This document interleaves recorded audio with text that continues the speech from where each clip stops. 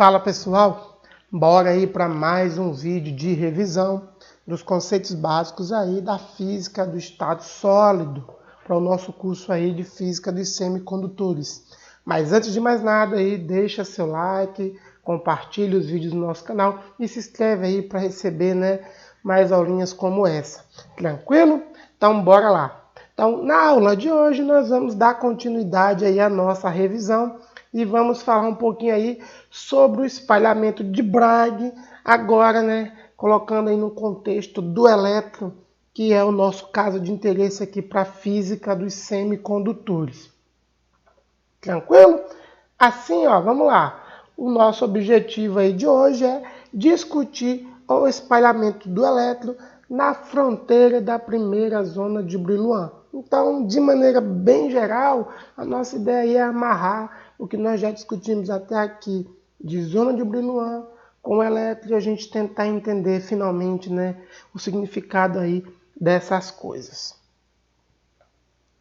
Então, veja só, nas últimas aulas nós vimos que no cristal os espalhamentos que dão origem à interferência construtiva estão relacionados às reflexões de Bragg, tá certo?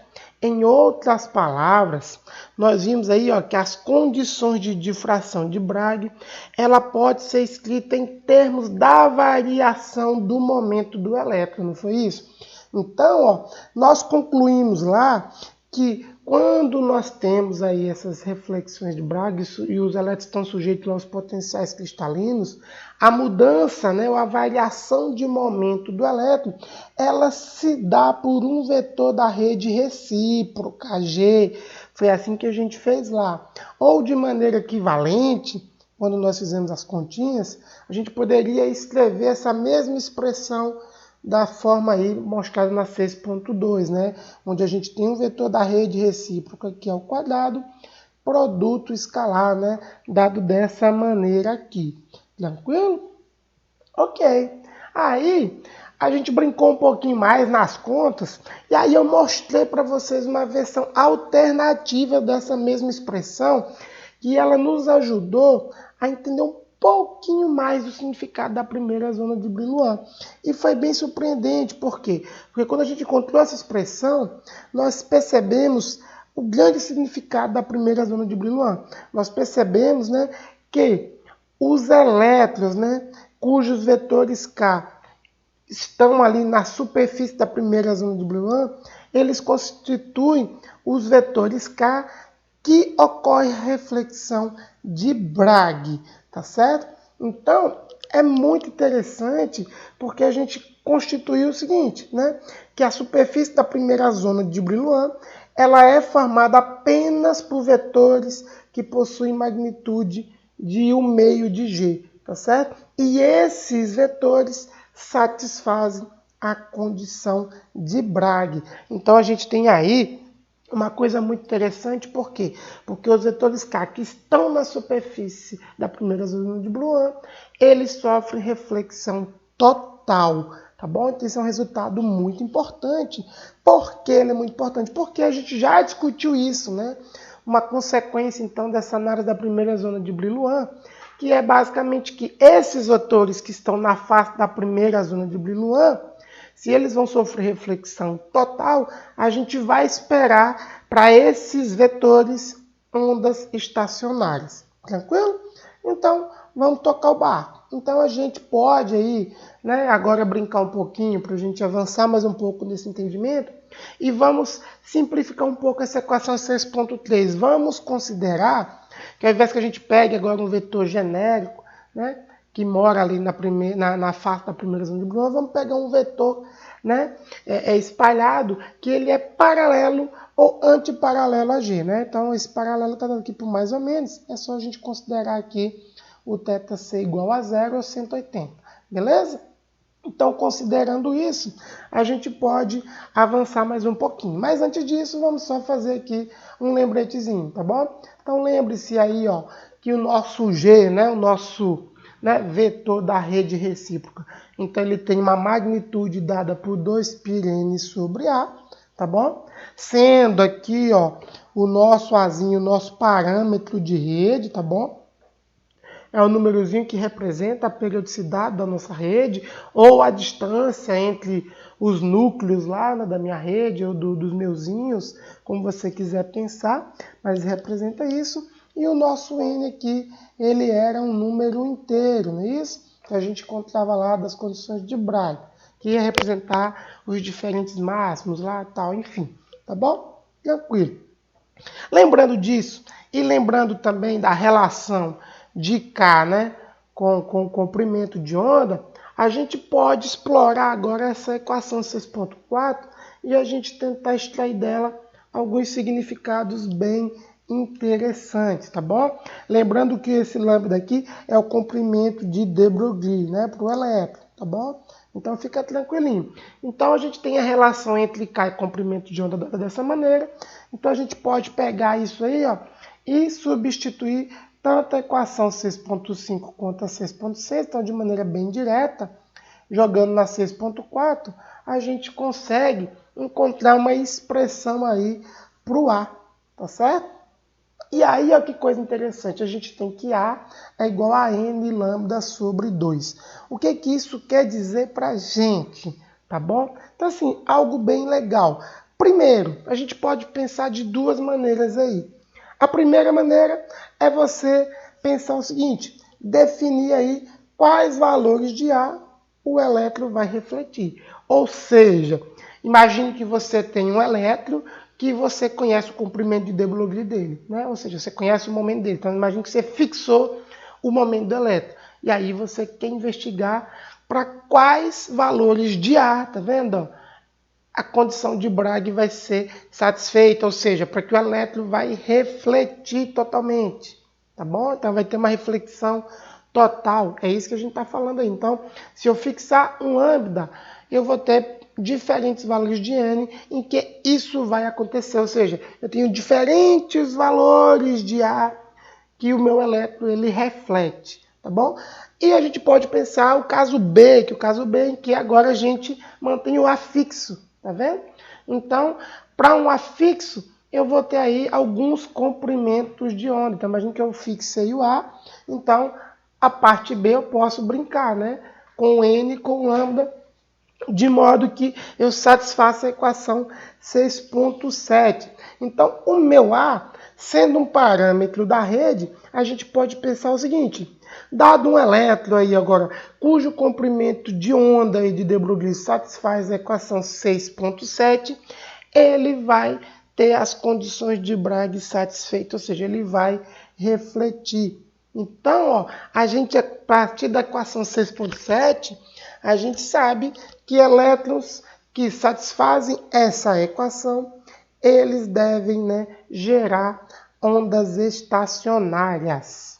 Assim, veja só, se a gente então pegar, né, o nosso elétron e estudar ele ali na primeira zona do Brillouin, ali na face, a gente pode explorar alguns resultados aí bastante interessantes, tá vendo? Olha só. Então vamos tomar ali na face, né? Já que é meio de G, a gente sabe que o K na face da primeira zona do Brillouin é igual a π sobre A. A gente já, né, trabalhou isso bastante.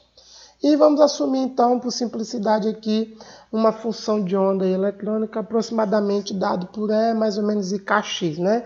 Correspondendo aí a uma onda incidente e uma outra onda aí refletida, para ficar mais fácil, tá bom? Então a gente vai substituir aí o K nessas expressões e a gente vai ter então a nossa onda incidente dada por E menos I πx sobre A, tá? E a nossa onda refletida, a gente vai ter uma expressão de mais I πx sobre A, tá bom? O que a gente vai fazer agora?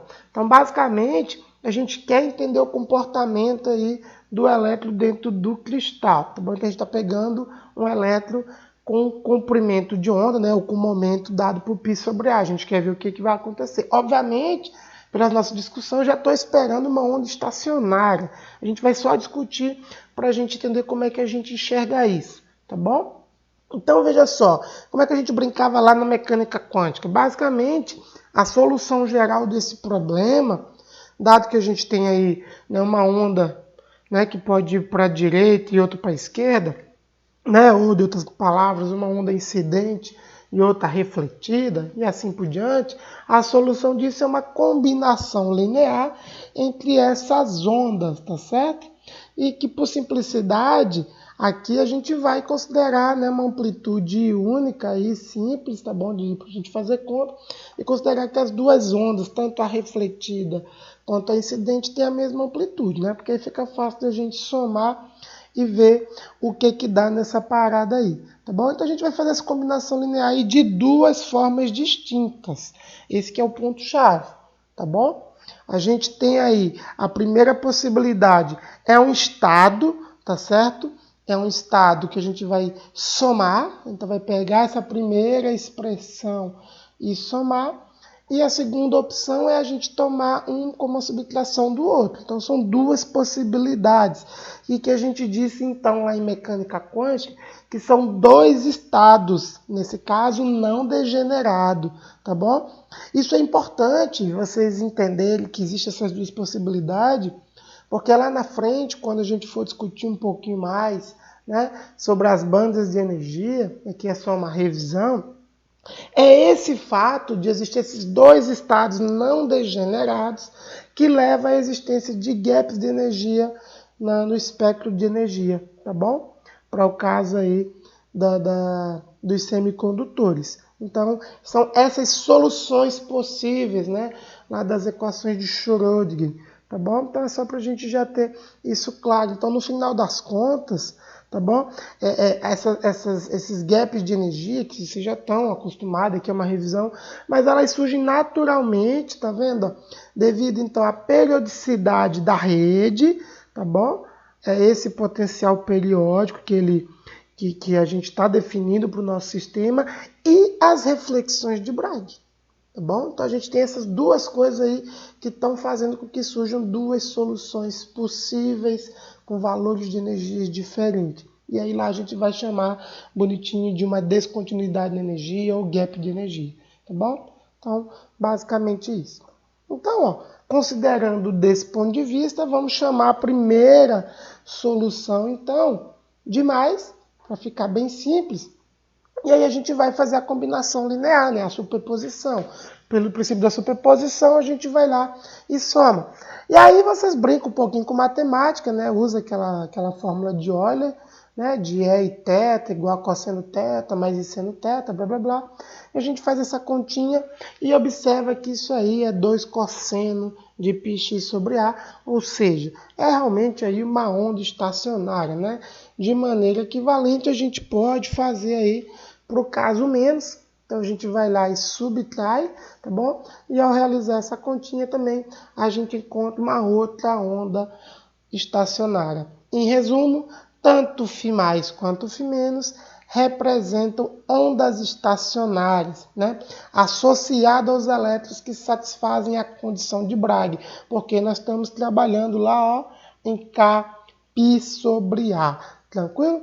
Então, ó, essas ondas estacionárias fazem com que os elétrons se distribuam diferentemente ao longo do cristal. Tá bom, pessoal? Então, ó, para verificar isso, vamos considerar aí 3 casos, por simplicidade. Então, ó, aqui está sendo plotado para vocês, né, a densidade de probabilidade. Então, eu peguei lá do livrinho do Kittel para ficar fácil para vocês, tá bom? Então, aqui embaixo, ó, lá no livro do Kittel, você tem o gráfico aí da energia potencial. Essas bolinhas pretas lá, elas são os centros espalhadores, né? São os seus íons, os seus núcleos lá da sua rede, tá bom? E aqui em cima são a densidade de probabilidade com relação ao núcleo, tá bom? Então, olha, para ficar bem simples, pega o primeiro caso, é o caso aqui de uma onda viajante. Então, a gente tinha lá a expressão de uma onda viajante, tá bom? A gente pega lá, ó, e vamos calcular a densidade de probabilidade. A densidade de probabilidade, ela é dada, né,